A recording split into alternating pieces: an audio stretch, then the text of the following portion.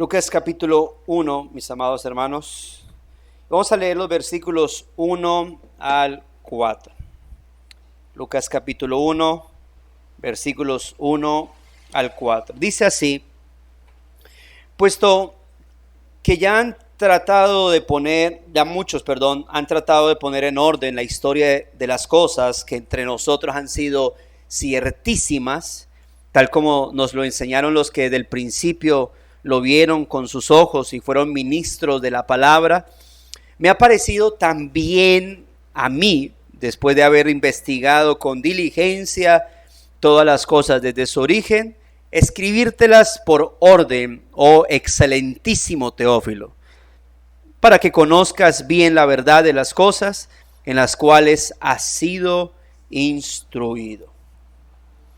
Bueno, el título de nuestro mensaje es Introducción al Evangelio de Lucas. A partir de hoy, mis hermanos, iniciaremos con nuestra serie de el Evangelio de Lucas.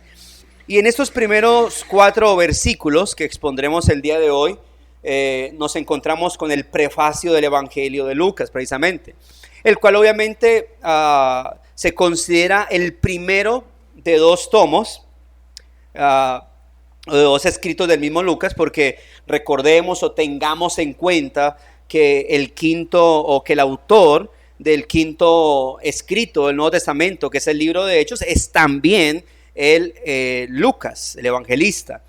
Y en nuestro primer sermón, pues lo que vamos a hacer es exponer 3 aspectos que podemos reconocer a través de este prefacio. Vamos a hablar del tema que Lucas dispone a abordar a través de todo su escrito. Vamos a conocer algo acerca de Lucas, el autor, y vamos a concluir con el propósito que Lucas nos presenta al haber redactado, investigado y expuesto su escrito, para que aún hoy en día nosotros, mis hermanos, pues podamos ser edificados al conocer y entender la gloriosa obra de nuestro Salvador Jesucristo. Así que empecemos entonces con el primer punto que vamos a tratar, el tema del Evangelio de Lucas. Permítanme introduzco mi sermón hablándoles de un filósofo de la antigua Grecia. Y esto simplemente para notar un punto de él en particular. Y este antiguo filósofo se llamaba Diógenes. Lo conocían como Diógenes de Sinope o Diógenes el Cínico. Se le conocía así porque él formó parte precisamente de la corriente filosófica del cinismo, cuyo nombre estaba relacionado con los perros, ya que obviamente se les llamaba así por su extrema, mesurada forma de vivir, muy dejados, muy abandonados de las cosas de este mundo, y por su fuerte crítica con sátiras e ironías a la sociedad que los rodeaba. Esos cínicos despreciaban las riquezas y cualquier preocupación por lo material, y por ello se les consideraba bastante excéntricos por su rara forma de vivir, y porque de esa manera ellos llamaban bastante la atención. Ahora, el asunto es que este Diógenes el Cínico, de él se cuentan varias anécdotas por su filosofía, porque a través de su filosofía él buscaba vivir en la mayor austeridad posible. Se dice que sus posesiones solamente consistían en un manto, una especie de bolsa y un báculo. Se dice que este hombre incluso solía vivir en una especie de barril. ¿Se acordará usted de El Chavo del Ocho? Incluso de este excéntrico hombre se habla de un encuentro que en alguna ocasión tuvo con el gran Alejandro Magno, y se dice que cuando Alejandro llegó con todo su ejército y su pompa a la ciudad de Corintio, pues obviamente la población entera fue a recibirlo, pero Diógenes se mantuvo indiferente ante toda esta parafernalia que habían hecho por causa de Alejandro Magno. Incluso se dice que se encontraba tranquilo durmiendo en su barril. Y Alejandro Magno, que conocía ya de la fama de este filósofo, pues fue a buscarlo. Y ya cuando lo encontró, pues estaba sentado tomando sol. Así que Alejandro el Magno se para delante de él y le dice en palabras más, palabras menos, le dice, Diógenes, te conozco y quiero demostrarte mi admiración, dándote el privilegio de pedirme lo que tú quieras, porque yo te lo voy a dar. Y Diógenes lo mira y le dice, por supuesto, no seré yo quien impida demostrarte tu afecto hacia mí. Así que quería pedirte que por favor te quites del sol, porque precisamente lo que quiero es recibir sol y tú me lo estás tapando.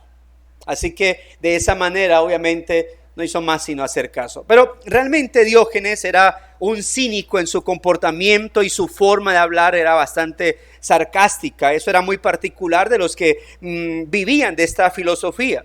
Ahora, algo bastante llamativo es que se dice que Diógenes salía a andar por las calles en el día a plena luz del sol y andaba con una especie de lámpara en la mano y iba alumbrando los rostros de los hombres.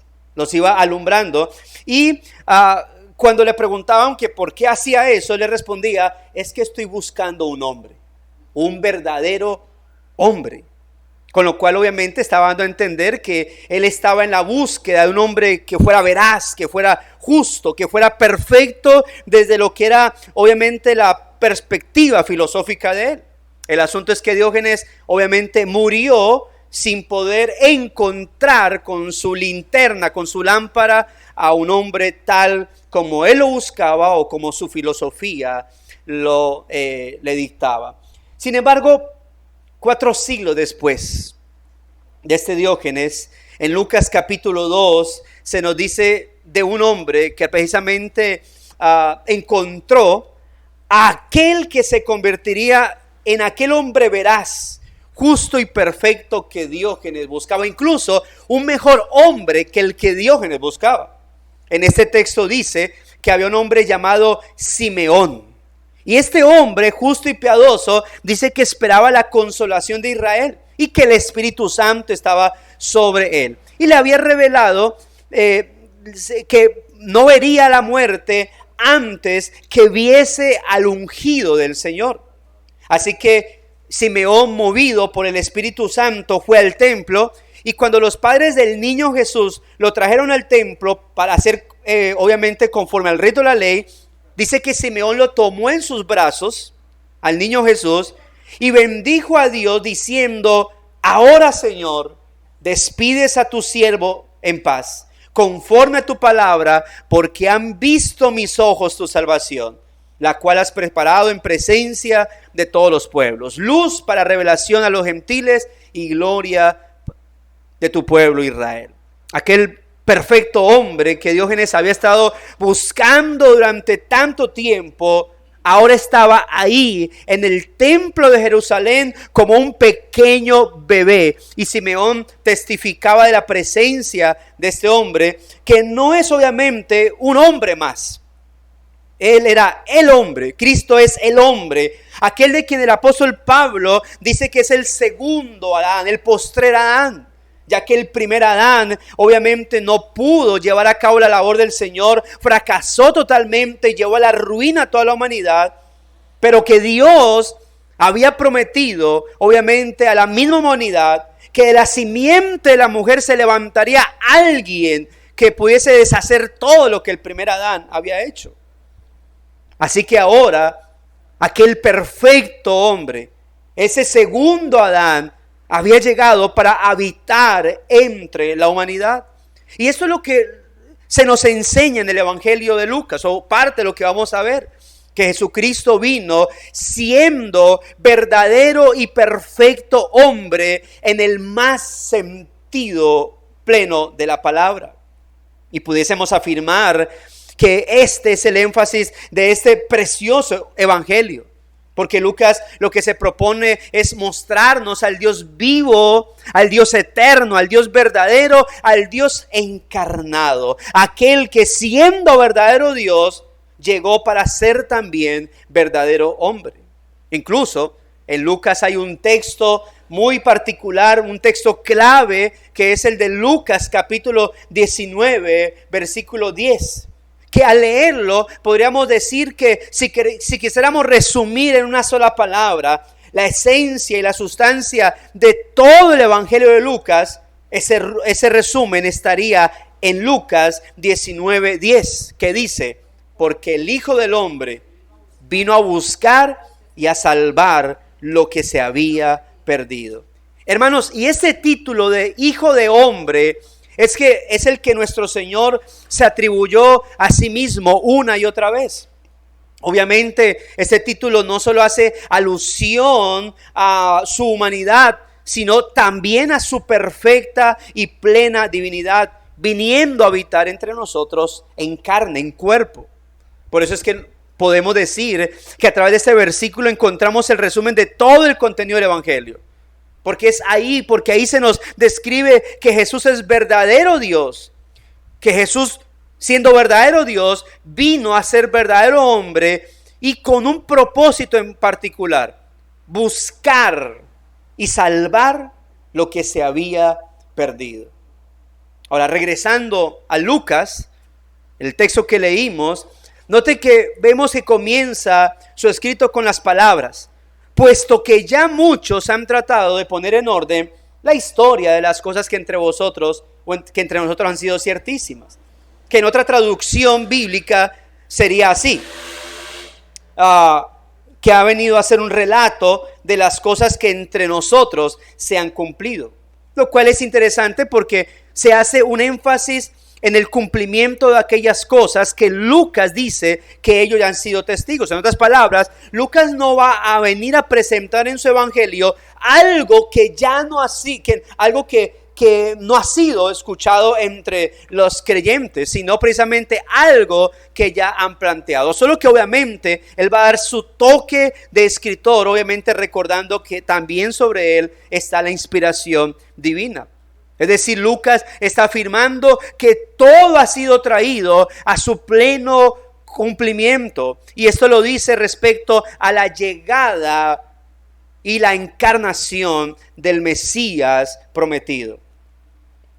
De manera que Lucas entonces se va a encargar de narrarnos cómo es que ocurrieron esos acontecimientos.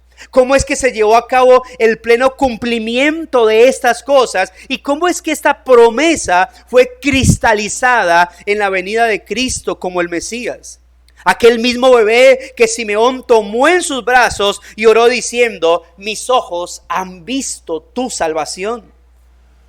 A través de ese glorioso y precioso escrito, Lucas nos presenta a Cristo como el Hijo del Hombre, el Mesías de Dios, el Hijo del Hombre que vino a identificarse con la humanidad con el objetivo de buscarla, encontrarla y ser el Salvador de ella.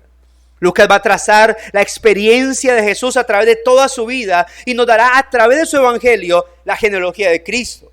Nos va a hablar de la promesa del advenimiento de nuestro Señor y su nacimiento, de los ángeles apareciéndose a los pastores, proclamando la gloria de Dios y la paz que ahora empezaba a habitar para con los hombres. Lucas también nos va a narrar la infancia de nuestro Señor Jesucristo y nos va a describir su ministerio. Después de haber sido bautizado en las aguas del Jordán y después de haber sido llevado a la tentación en el desierto, Lucas nos va a describir el ministerio de nuestro Señor, su santidad, su obediencia al Padre, su gracia, su misericordia, su denuedo y amor al entregar su propia vida para cumplir con el eterno propósito de traer salvación a todo un pueblo. Lucas nos va a describir cómo nuestro Señor daba salvación a judíos, samaritanos y aún a aquellos paganos que adoraban a falsos dioses. Cómo el Señor vino a traer salvación para publicanos, fariseos, ricos, pobres, niños, jóvenes, adultos, ancianos. Este es el Cristo, ese es el Mesías del que nos habla Lucas.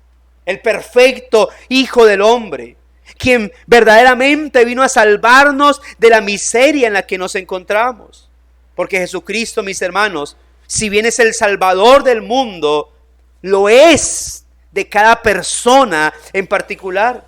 Porque es aquel que vino a traer salvación a todo un pueblo, pero que siempre se acercó en lo personal a cada uno de sus elegidos. que es algo que sigue haciendo obviamente con su iglesia. Recordemos que Él habita en medio de su iglesia, que Él conoce a sus ovejas y ellas le siguen cuando Él las llama particularmente por su nombre. Que Él sigue revelándose al corazón de cada uno de los que Él se había dispuesto a salvar desde antes de la fundación de todas las cosas.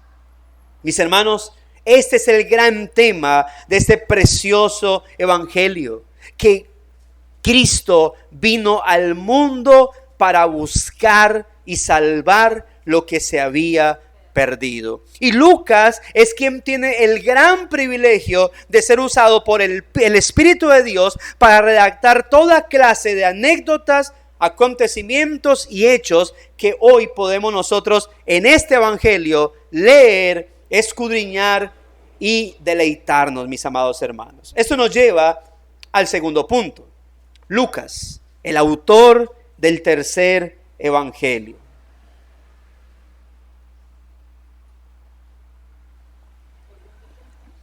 Ahora, ¿quién es este Lucas? Porque hemos dado por hecho que Lucas es el autor de este evangelio, pero hay muy poco de él en las escrituras. Sin embargo, es significativo que los dos tomos que él escribió, el evangelio y Hechos, hermano, en su conjunto abarcan casi la tercera parte de todo el Nuevo Testamento. Es más, con sus dos obras, Lucas escribió más que el propio apóstol Pablo. Y en contenido, no en capítulos, sino en contenido, el evangelio de Lucas es el más extenso de los 4 que tenemos en la Biblia. Lo digo en contenido porque Mateo tiene 28 capítulos, Lucas tiene 24, pero en contenido Lucas tiene más que Mateo. Y es a la luz de todo esto, junto con los 3 versículos que obviamente que mencionan su nombre, que podemos discernir que Lucas, pues primero que todo, ciertamente era un cristiano verdadero, hijo de Dios, cuyo carácter pues resalta su humildad y fidelidad al Señor y su obra. Su humildad porque a pesar de que él escribió este evangelio y el libro de Hechos, en ningún momento se refiere a sí mismo, excepto en este prefacio en el cual solo escribe de sí mismo: me ha parecido también a mí. Pero esto es todo lo que en el evangelio de Lucas menciona acerca de sí mismo, lo cual obviamente nos lleva a plantear aplicaciones respecto a la humildad. Porque recordemos unas palabras de Juan el Bautista: es necesario que Cristo crezca, pero que yo mengüe. La humildad, mis hermanos, es uno de los principales propósitos que los cristianos deberíamos tener en nuestras vidas, en nuestras mentes y corazones. Eso es lo que debería caracterizar a todo verdadero cristiano que se considera obviamente un hijo de Dios. El orgullo es lo contrario. El orgullo fue lo que movió a los primeros padres a desobedecer a su Creador. El orgullo fue lo que llevó a los primeros padres a tener ese deseo de ser semejantes a Dios. Fue la tentación, la tentación que puso Satanás delante de Eva, y desde entonces, pues todos los seres humanos por naturaleza son orgullosos. Y es su mismo orgullo el que les lleva a decir que no lo son. De manera que cuando Cristo hace su obra en el corazón del ser humano, es el orgullo una de las primeras cosas que van a comenzar a ser mortificadas en sus vidas. Por ello, para poder gozar de la salvación, es necesario humillarnos ante Dios, reconociendo nuestra incapacidad e incompetencia para ganarnos cualquier beneficio espiritual delante de Dios. El hombre por naturaleza tiende a tratar de hacer buenas obras para satisfacer su ego, llamar la atención de los humanos sobre sí, creerse incluso digno delante de Dios, o creer que Dios está satisfecho con lo que él ha hecho para ganar el favor de Dios. Esto es precisamente lo que caracteriza las religiones creadas por los seres humanos, sustentadas en sus aparentes obras de justicia. Todas las religiones creadas por los hombres tienen en común el orgullo, porque quieren resaltar sus obras como la razón de su salvación. Pero solo el cristianismo es la verdadera religión que nos relaciona eficazmente en gracia con el Padre por medio solamente de Jesucristo. Así que lo que distingue a la verdadera religión del cristianismo de las otras es nuestra humillación ante Dios. El reconocimiento de nuestra incapacidad para obtener por sí solos algún bien espiritual de parte de Dios. Y eso es precisamente lo que nos revela el Evangelio. Y por ello es tan ofensivo a los oídos de las multitudes. Porque les hace ver que no pueden hacer absolutamente nada humano para heredar la salvación y la vida eterna. Y es por esto que el orgullo es algo contrario al carácter cristiano. Y es una de las cosas que como cristianos tenemos que buscar, hermanos, esforzarnos en que se produzca cada vez más en nuestras propias vidas. Somos llamados, como dice la palabra, a vestirnos de humildad. De hecho, en el mismo Evangelio más adelante nos encontraremos con pasajes en los que a menudo nuestro Señor llama a sus discípulos a vivir con humildad. Obviamente teniendo en cuenta que humildad no es pobreza económica, ¿no? Que cuando Cristo hablaba de humildad se refería a la sencillez de corazón y a ese acto de evitar tener un concepto más alto de sí mismos que el que deberíamos. Bueno, porque el carácter de un verdadero hijo de Dios es la humildad. Lucas tenía eso. En sus 2 escritos jamás quiso elevarse o jamás pretendió elevarse. Bueno, de seguro si en sus 2 escritos hubiésemos encontrado demasiado protagonismo de Lucas, bueno, no se hubiese tenido en cuenta como un escrito inspirado por Dios para que fuese de edificación para la iglesia del Señor. Ahora, también mencionamos que Lucas en su evangelio, en sus escritos, no solamente muestra o lo que también la Biblia dice, lo poco que la Biblia dice de él, no solamente muestra que era un creyente humilde, sino también un cristiano fiel. Fiel a Cristo y a sus hermanos. Y para apreciar esta característica, quiero que leamos los pocos pasajes que hacen referencia a este Lucas. Leamos, por ejemplo, Colosenses capítulo 4, versículo 14. Colosenses capítulo 4, versículo 14. En este texto, Pablo ya está concluyendo su carta a los colosenses y note la salutación final o parte de la salutación final. Dice, les saluda Lucas, el médico amado y Demas. Pero note cómo Pablo llama a Lucas, le dice el médico amado. Ahora, Filipenses, leamos Filipenses capítulo 1 o capítulo único, los versos 23 y 24. Filemón, capítulo 1, Filemón. Capítulo 1, versos 23 y 24. El único capítulo que tiene Filemón. Dice los versículos 23 y 24.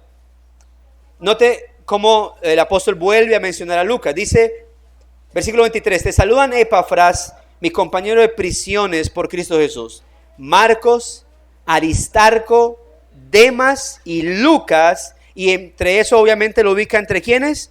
Mis colaboradores. Y por medio de esos 2 textos podemos ver que Lucas no solamente era un médico o fue un médico de profesión, sino que era en su momento un actual colaborador del apóstol Pablo. Es decir, que Lucas acompañaba a Pablo en sus viajes misioneros.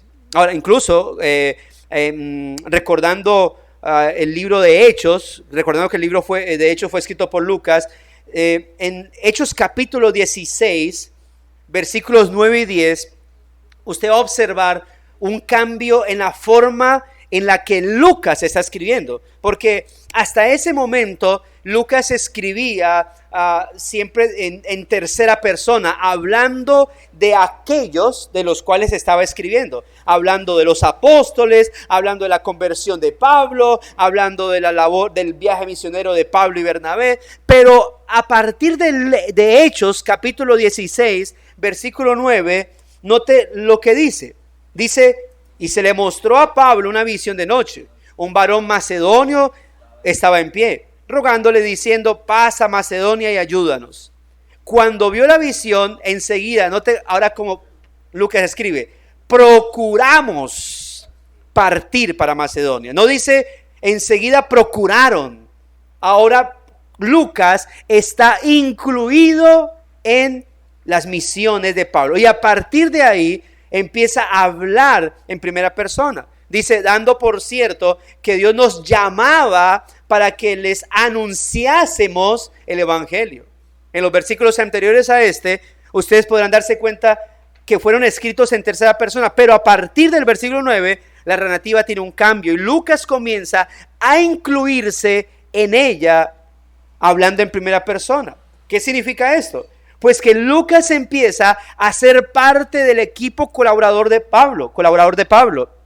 En el inicio ya de lo que fue su segundo viaje misionero. Y desde entonces se nos relata cómo es que Lucas acompañaba al apóstol Pablo en sus misiones sin importar las adversidades. Y a la luz de esos textos entendemos entonces que Lucas fue un médico amado, pero fue también un fiel seguidor de Cristo, cuyo oficio antes de conocer la gloriosa redención era el ser médico, pero cuando escuchó la voz del buen pastor, cambió su oficio, pasó de ser médico de enfermos del cuerpo, para convertirse en un médico para las almas necesitadas del Señor.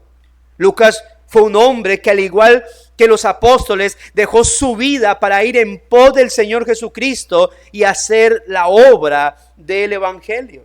Note como en Hechos, ahorita el que leímos, dice que ellos anunciaban el evangelio. Así que Lucas no estaba ahí como el médico auxiliar por si algo les pasaba a Pablo. Lucas estaba ahí, ¿para qué? También para predicar el evangelio.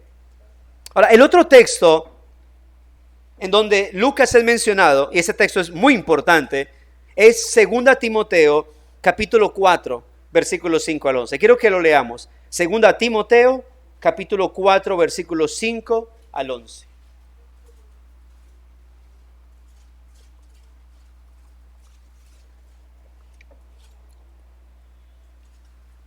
Recordemos que el contexto de la segunda carta a Timoteo es que el apóstol Pablo estaba escribiendo ya su carta de despedida, ¿no?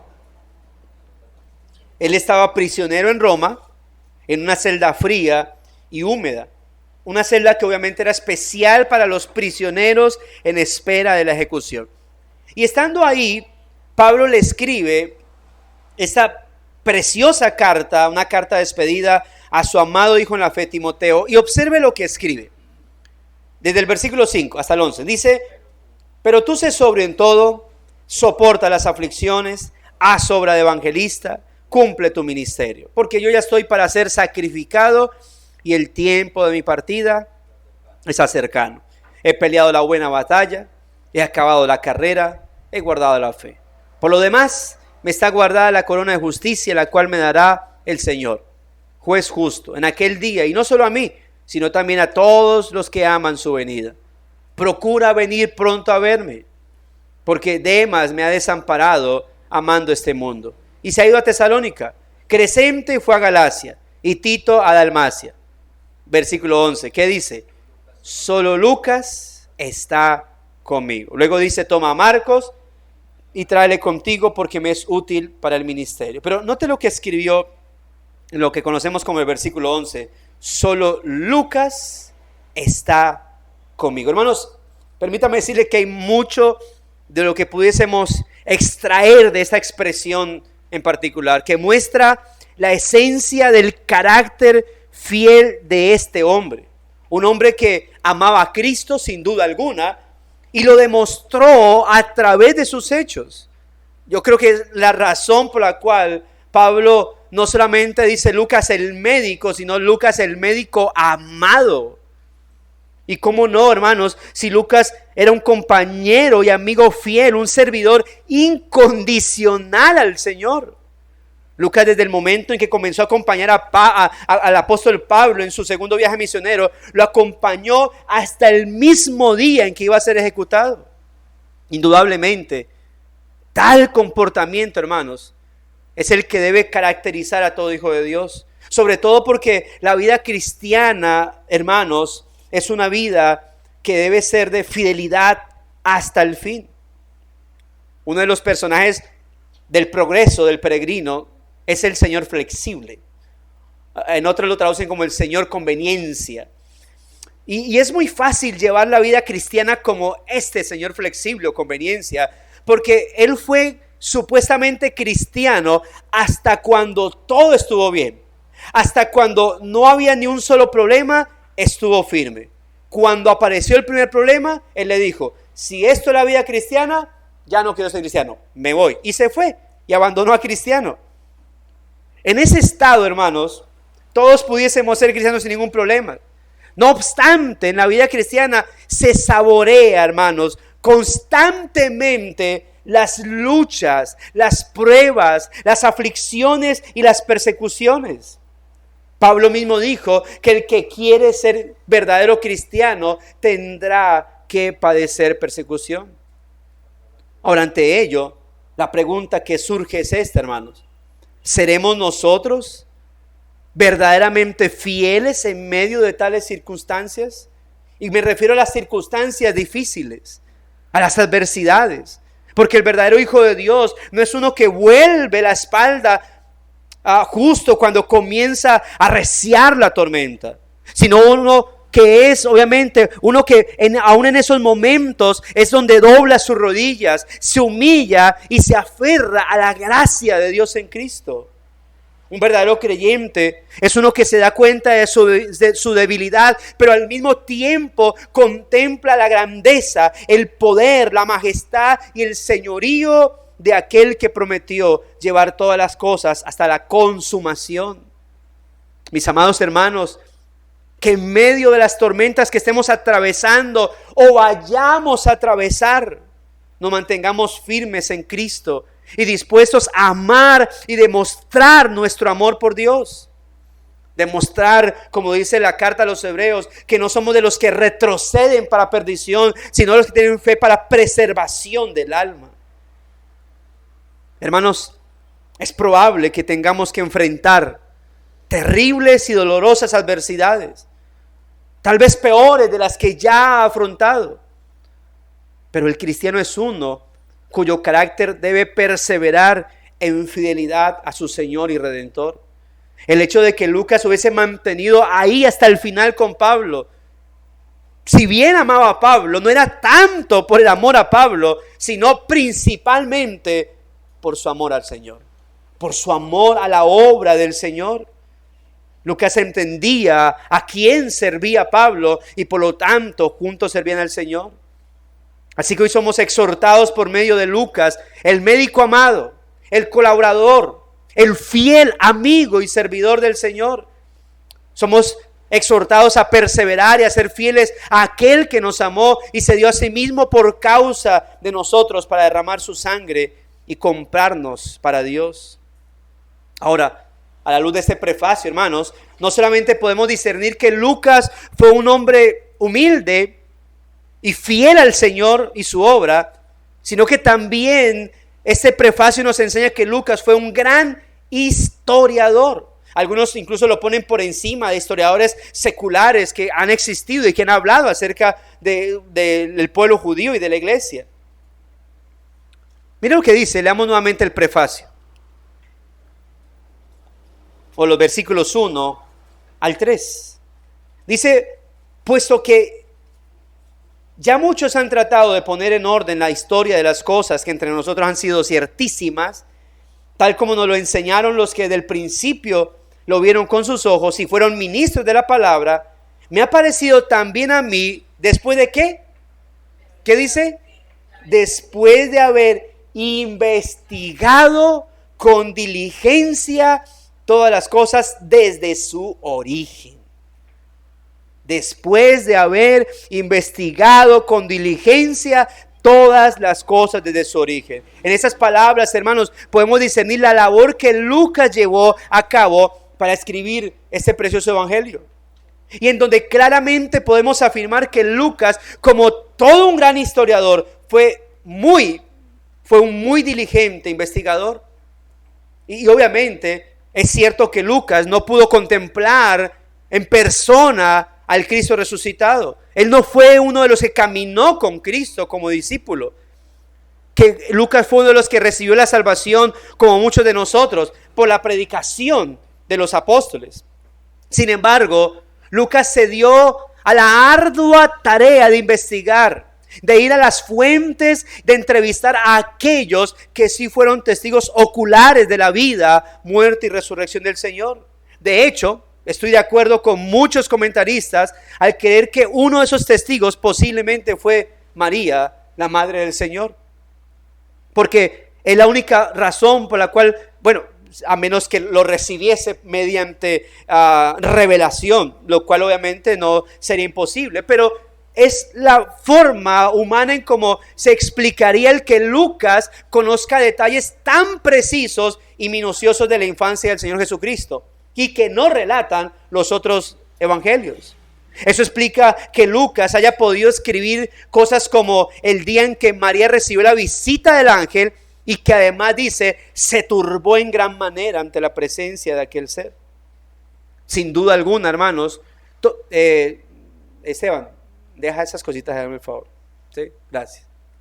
De manera que a lo largo de sus obras, amados hermanos, uno puede observar el cuidado que tuvo al mencionar los detalles del contexto histórico bajo el cual se desarrollaron los acontecimientos que él estaba presentando acerca de la obra de redención.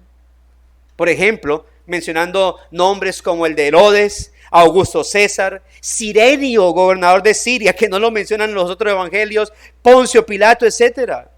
En su escrito nos encontramos constantemente con el contexto histórico y social que se respiraba en esos momentos. Sin embargo, obviamente, como con todos los escritos, han habido personas que han tratado de desacreditar la inspiración de las escrituras por medio de pretender buscar errores en la redacción entre esos de este evangelio. Y uno de los casos más famosos que se conoce es el de un tal Sir William Ramsay, que era un arqueólogo británico y que además era un agnóstico, y él se propuso a desmentir todas las cosas de la palabra de Dios y quería empezar con el evangelio de Lucas. Y note lo que escribió este hombre acerca del evangelio de Lucas. Dijo, bueno, Lucas registró muchos eventos muy minuciosos, por lo tanto, solo basta que haga mi labor de investigación, recuerde que él era un arqueólogo, de investigación para mostrar los errores que se encuentran allí y echar por tierra la inerrancia de ese libro que consideran sagrado. Y empezó a hacerlo. ¿Cuál fue el resultado de esto? Aquel hombre investigó diligentemente, fue a los lugares, a regiones y comenzó a hacer pues esa labor. Pero se dio cuenta de la perfecta precisión de los acontecimientos y de los hechos narrados en este precioso evangelio. Conclusión: Sir William Ramsay se convirtió al cristianismo por causa de este evangelio y de investigarlo y de querer, obviamente, quitar su veracidad. Ahora, hermanos, esto no significa que nuestra confianza esté puesta en los descubrimientos de un hombre como este, ni que confiamos en la inerrancia de las escrituras solo por causa de que los descubrimientos arqueológicos pues sí testifican a favor de la exactitud de muchos de los sucesos que se encuentran aquí. No, hermanos, nosotros creemos que Lucas, aunque hizo una ardua labor para poder darnos este evangelio, él fue guiado por el Espíritu de Dios. Por eso creemos que él escribió bajo la inspiración del Espíritu Santo. Y por ello creemos que este evangelio, por lo tanto, es útil para enseñarnos, redarguirnos, corregirnos e instruirnos en justicia. Y que como es la santa palabra del Dios vivo y perfecto, entonces este evangelio también contiene esas características. Es palabra viva y perfecta de Dios.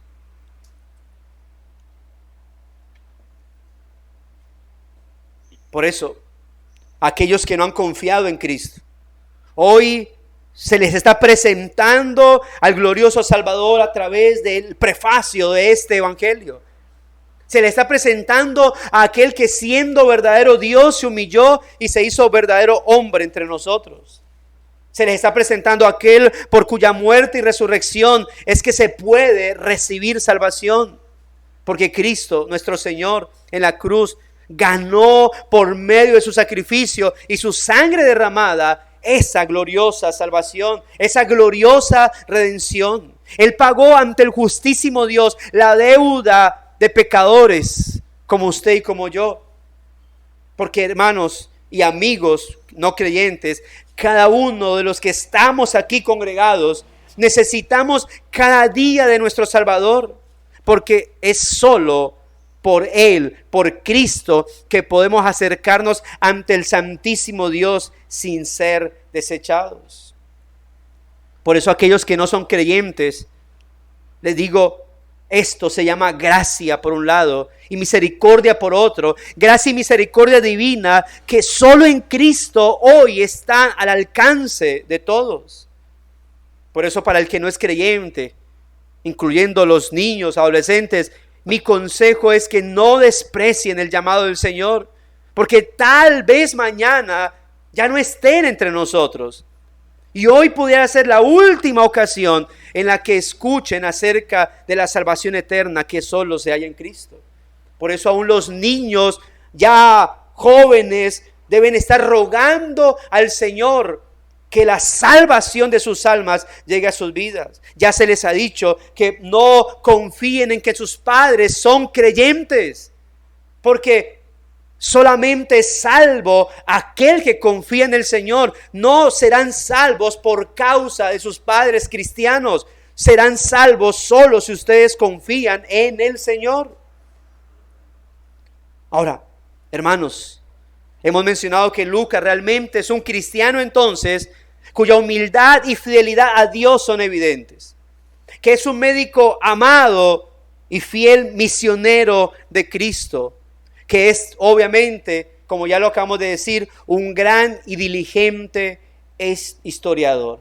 Pero aparte de eso, también podemos discernir que Lucas fue un buen teólogo. Un buen teólogo. Dice el versículo 3 del prefacio, o de Lucas capítulo 1. Dice el versículo 3, ¿qué dice? Él viene hablando de que otros ya habían enseñado esto desde el principio, lo vieron con sus ojos, fueron ministros de la palabra. Versículo 3, me ha parecido también a mí, después de haber investigado con diligencia tales cosas desde su origen, escribírtelas por orden, oh excelentísimo Teófilo. Pero le pareció a él, y además de luego de investigar, escribírselas en orden. Afirmamos que Lucas fue un teólogo porque su deseo, mis hermanos, no era solo escribir una historia y ya, una historia biográfica. Lucas estaba escribiendo la historia del Redentor de la humanidad. Por ello su intención y su propósito no era biográfico o humano, era teológico y por lo tanto cristológico. Mencionamos al comienzo que un texto clave de todo el Evangelio de Lucas es ¿cuál? Lucas 19:10, que dice, porque el Hijo del Hombre vino a buscar y a salvar lo que se había perdido. Y con base a este versículo, uno pudiese encontrar una especie de división de todo el Evangelio de Lucas.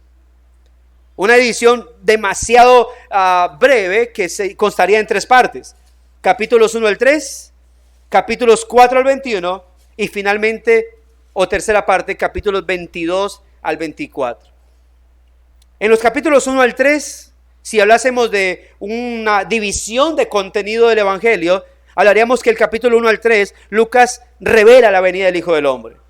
Capítulos 4 al 21, encontramos la búsqueda que el Hijo del Hombre vino a llevar a cabo. Por ello, en esos capítulos encontramos a nuestro Señor llevando a cabo obras, prodigios, caminando de un lado a otro, grandes distancias, entrando a sinagogas, entrando a hogares, yendo por los caminos en busca de los perdidos y predicando su evangelio. Lo vemos acercándose a los leprosos, a los miserables, a las viudas, a los pobres, a fariseos, a publicanos, es decir, a todos los perdidos.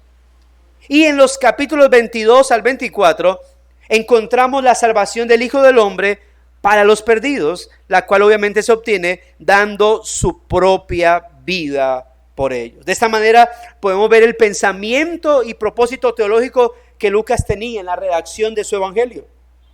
Como también podríamos ver la doctrina, por ejemplo, que aborda abundantemente a través de todo este texto. Por ejemplo, Lucas nos habla acerca de la soberanía de Dios. Desde el momento en que presenta la historia de la salvación lo está haciendo. Está presentando cómo el plan soberano de Dios fue logrado en Jesucristo y lo hace mostrándonos que Dios es el protagonista de la historia y quien también interviene en medio de todo o en medio de nosotros. Por ejemplo, vemos la soberanía de Dios en la manera en cómo el Espíritu Santo viene sobre la vida de la joven María para que Jesucristo viniese a habitar entre nosotros. Una joven que se iba a casar precisamente con un descendiente de David, llamado José. Y que por esa razón es que Cristo, al ser hijo adoptivo de José, pues sería llamado o tildado como un descendiente de la casa de David. Veremos la soberanía de Dios al poner a su amado hijo en aquella cruz, en el momento y tiempo preciso en el que debía ser puesto para ser sacrificado por nuestros pecados. También veremos la exactitud de que al tercer día es levantado entre los muertos. Ahora, respecto al sacrificio, dice por ejemplo, Juan, esto ya no lo dice Lucas, claramente Lucas, como lo dice Juan, cuando dice que muchas veces intentaban matarlo, pero no era el tiempo para hacerlo. Por eso el tiempo preciso de Cristo ser sacrificado era un tiempo preciso de Dios. También lo veremos, reitero, también veremos la exactitud de que al tercer día levantado entre los muertos para que todas las profecías del Antiguo Testamento se cumpliesen. Así que algo que Lucas resalta dentro de como teólogo que es y como ese escrito que ha organizado es hablar de la soberanía del omnipotente Dios. Lucas también nos mostrará la doctrina de la expiación, que aunque es universal en su alcance, es particular en su aplicación. Recordemos que nuestro Señor no solamente vino a salvar a judíos, sino a gente de toda tribu, lengua y nación. Y por ello entre esos salvos estamos nosotros. Lucas también vino a destacar la doctrina del Espíritu Santo con su evangelio. Por ello veremos al Espíritu Santo obrando en la concepción de Juan el Bautista, luego en la concepción de Cristo. Lo vemos obrando en la profecía de Zacarías, luego lo vemos en el Magnificat de María, luego en el bautismo del Señor Jesucristo cuando desciende para confirmar que Él es el Mesías prometido y aquel hombre perfecto que tanto esperábamos. También veremos al Espíritu Santo fortaleciendo en el transcurso de su ministerio al Señor, empezando desde la tentación en el desierto. Y una y otra vez para fortalecer y guiar al Hijo de Dios para cumplir la obra para la cual había sido enviado. Buscar y salvar lo que se había perdido. Lucas también nos mostrará la doctrina de la justificación por gracia mediante la fe. Y esto lo vemos en historias, por ejemplo, por citar dos solamente, la del fariseo y el publicano, en donde se enfatiza al final que el fariseo no fue justificado y el publicano sí. Es obviamente historia que vamos a ver en su momento. Lo vemos también en la parábola del hijo pródigo, que más bien debía llamarse la parábola del Padre misericordioso, y que solamente se encuentra en este evangelio, como también la enseñanza del fariseo y el publicano. Una parábola que nos muestra cómo es que somos recibidos por pura gracia y misericordia, mis hermanos.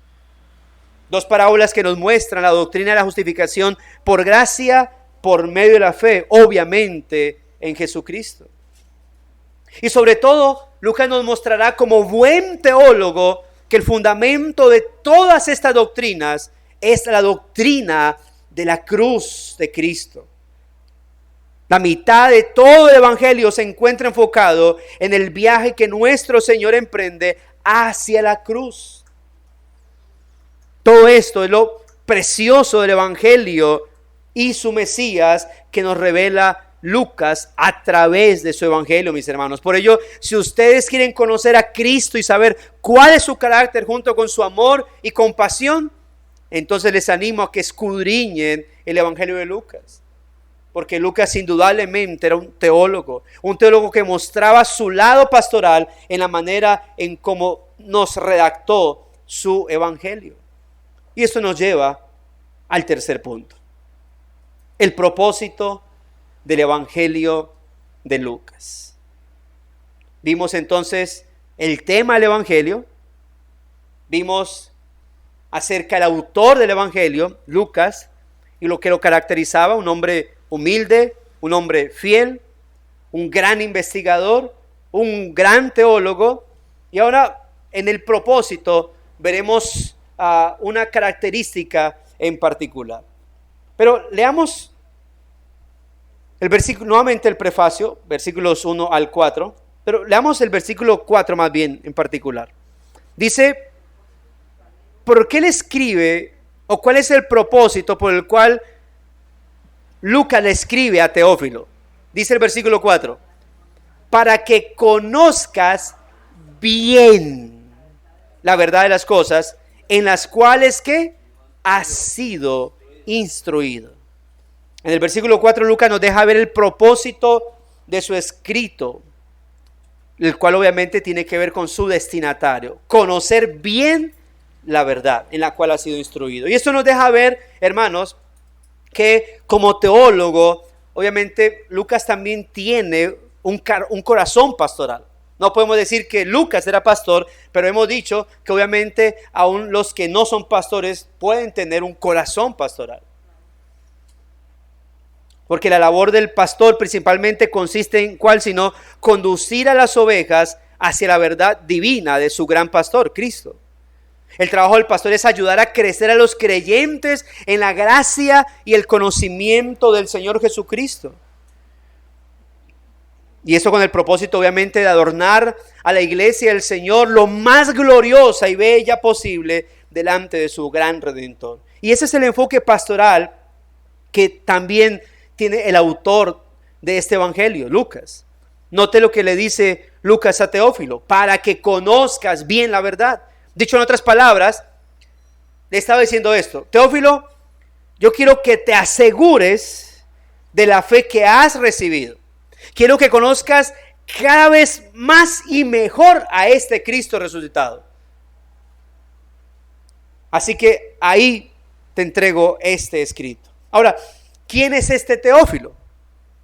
Hay quienes dicen que Teófilo no era una persona, sino que era un título genérico que Lucas se propuso a usar para referirse a todos los creyentes, debido a que el nombre en sí significa amado de Dios o amante de Dios.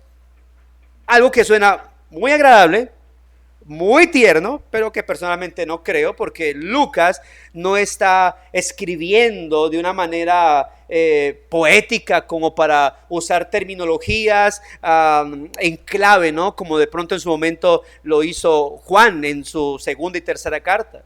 Lucas está escribiendo muy literal, por lo tanto no creo que esté usando codificaciones para su destinatario. Más bien estoy de acuerdo con que Teófilo, pues obviamente no era alguien judío, su nombre era griego, y que era a quien Lucas estaba discipulando.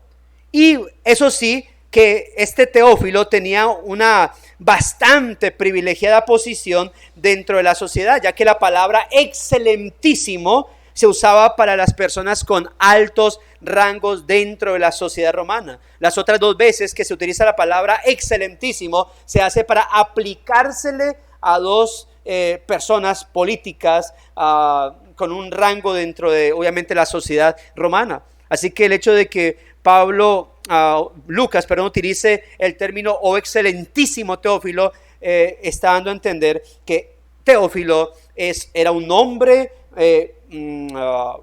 posicionado dentro de la sociedad romana. Algunos incluso han llegado a afirmar, solo que creo que son especulaciones, que posiblemente Teófilo al ser una persona pudiente, ayudó económicamente a Lucas en lo que fue la transcripción o en que Lucas pudiera escribir tanto el Evangelio como el libro de los Hechos, lo cual no es algo descabellado, ¿no? Ahora, el asunto, mis hermanos, es que en un sentido más amplio, cada creyente somos Teófilo. Es decir, al nosotros estar ante el Evangelio de Lucas, al nosotros tener al Evangelio de Lucas delante de nuestros ojos, nosotros somos aquel Teófilo a quien Lucas ha escrito para que podamos conocer bien la verdad en la cual hemos sido instruidos. Y de esta manera, pues por lo tanto, conozcamos bien a Jesucristo nuestro Señor. Hermanos, indudablemente, como hijos de Dios, necesitamos que se nos hable cada día más y más de Cristo, pero con un conocimiento verdadero y preciso del Señor, y no con, obviamente, absurdas filosofías humanas. Y esto es precisamente lo que Lucas se ha propuesto con su evangelio: darnos a conocer la perfección del nacimiento virginal de Cristo, darnos a conocer la vida perfecta sin pecado de nuestro Salvador, la divina sabiduría de Él y la profundidad de su enseñanza, darnos también a conocer su poder manifestado a través de milagros que se nos narran aquí, darnos a conocer lo que Jesús hizo en amor para salvarnos de la ira de Dios, darnos a conocer que Él se levantó de entre los muertos para dar vida a todos los que en Él confían, darnos a conocer que Él ascendió a los cielos, donde ahora se encuentra gobernando sobre absolutamente todas las cosas y donde intercede por nosotros, mis hermanos. Y para concluir, ¿por qué necesitamos conocer todas estas cosas? ¿Por qué necesitamos conocer todas estas cosas? Hermanos, porque aun cuando nuestra fe salvífica sea genuina, muchas veces se debilita. Y es la lectura, es el conocimiento de la palabra, es la meditación de ella lo que obviamente va a fortalecer nuestra fe. El creyente constantemente está rodeado de dudas e incertidumbres, mis hermanos. Cada día de nuestra vida como cristianos es una gran batalla espiritual por nuestra alma. No hay tal cosa, hermanos, como cristianos perfectamente establecidos o perfectamente confiados o intocables por la duda e incertidumbre. En ocasiones, mis hermanos, en muchas ocasiones seremos asaltados en nuestra mente y corazón por las dudas de este mundo. Y es la palabra del Señor lo que nos va a acrecentar nuestra fe. Es por la palabra del Señor lo que nos va a ayudar a fortalecer nuestra vida cristiana. Lucas es un gran evangelio que nosotros los creyentes necesitamos. Yo personalmente recomiendo a Lucas precisamente porque es un evangelio dirigido a un griego, no a un judío, a un griego, y por lo tanto su lenguaje es bastante fácil de leer, y porque su objetivo es demasiado evangelizador, pero también obviamente para afirmar a aquel que está conociendo al Señor. Por eso, mi amado hermano, si tú estás luchando, batallando con la seguridad de la fe, si es algo con lo que constantemente estás luchando, yo te digo, hermano, mira a Cristo y ríndete a Él. Y si la pregunta es, ¿pero qué es mirar a Cristo? Yo te respondo, hermano, lee, medita y escudriña el evangelio de Lucas y estarás mirando a Cristo. Mira la actitud del Señor para con las personas en quienes obró milagrosamente y contempla su ternura, gracia y consuelo. Medita en cómo el Señor Jesucristo, por ejemplo, trató al leproso, inmundo y despreciado por la sociedad. Y contempla la compasión y gracia con la que Jesucristo se acerca a ti para limpiarte de todas tus inmundicias. Medita en cómo el Señor Jesucristo se acercó a aquella viuda de Naín, una mujer cuyo dolor era profundo por la pérdida que estaba experimentando por la muerte de su único hijo. Y contempla la compasión y el consuelo que Jesucristo, hermano, da al acercarse a nosotros para traer restauración a nuestra alma quebrada en pedazos. Eso, mi amado hermano y amigo, es mirar a Cristo y contemplarle como nuestro Salvador. Por eso no importa, mi hermano, si te encuentras luchando con la seguridad de tu fe. Mira y contempla a Cristo para que tu fe y confianza en Él sean restauradas y fortalecidas. Sobre todo, obviamente, si te sientes bien, porque eso va a reafirmar más tu fe en el Señor. Por ello el Evangelio de Lucas es tanto para aquel que necesita conocer a Jesús por primera vez, como para aquellos que ya le hemos conocido. No obstante, la pregunta crucial es, ¿conoces a este Jesús que nos presenta el Evangelio de Lucas? A ese Jesús quien al levantarse entre los muertos ha demostrado tener toda potestad aún sobre la muerte misma. ¿Conoces a este Jesús quien por medio de su resurrección ha garantizado la resurrección y la vida eterna de todos los que en Él confían?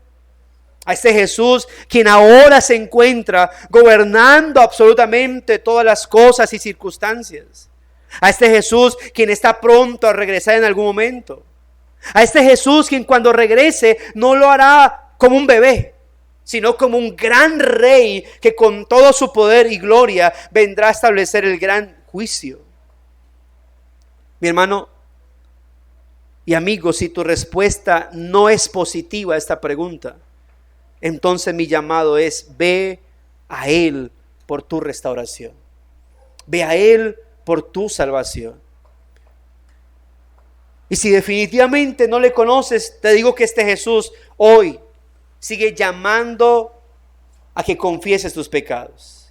Te sigue llamando a que te arrepientas de ellos, a que abandones tus pecados, a que te entregues a Él.